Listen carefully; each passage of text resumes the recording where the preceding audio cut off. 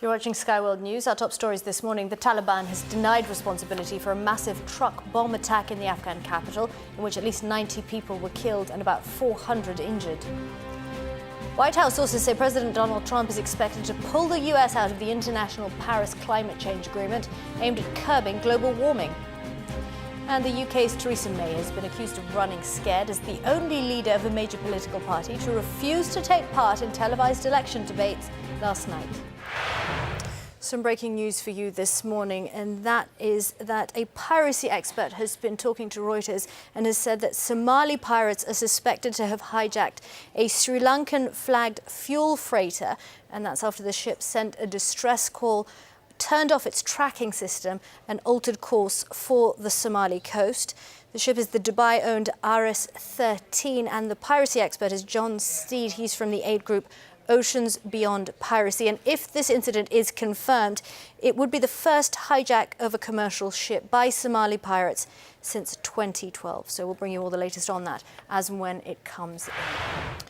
Good morning to you. If you're just joining us, there is a very serious fire in West London. These are the latest pictures.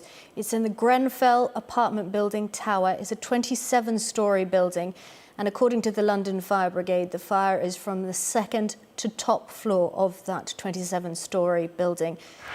Well, for more on this, I'm joined from Central London by Andrew Holdenby, who's the director of the Public Services think tank Reform, and by Kevin Hurley, who is a former Met police officer and police crime commissioner for Surrey. Gentlemen, thank you so much for joining me. Andrew, if I could just begin with you. It doesn't seem like an ideal situation, does it, if in the West Midlands work is being divvied out by, according to who's the least tearful in the morning? Well, I mean, we will all have been really struck by what we've just heard in that. Well, you may have told a fib or two during a job interview, but new research suggests being honest makes you 3 times more likely to land the role. Findings published in the Journal of Applied Psychology show qualified candidates who are frank about their shortcomings come across as being more authentic to bosses. Just don't put it to the test. None of this has really been entirely determined. Yet it's perfectly possible that all the compensation payments were quite fairly paid to people who are entirely deserving of the compensation.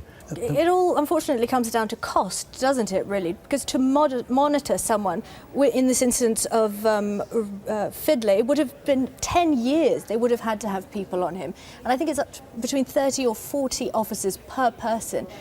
I mean, you just can't afford that, can you? Well, but they are doing a lot of monitoring all the time, as they should.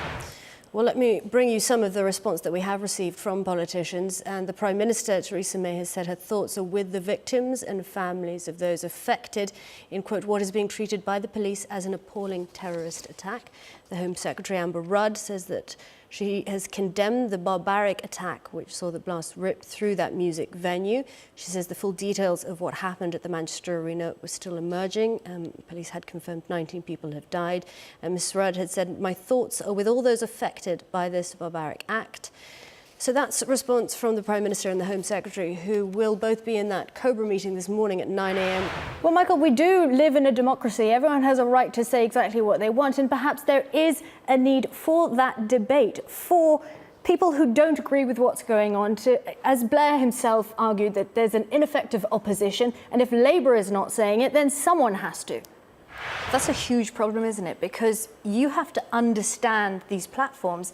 And for many parents, they're so foreign that you can't understand Snapchat. If you go onto Snapchat, it's quite difficult to understand. And the very nature of these things are that whatever your children are putting out there or whatever they're receiving, they're gone as soon as they're watched. How do you police that as a parent?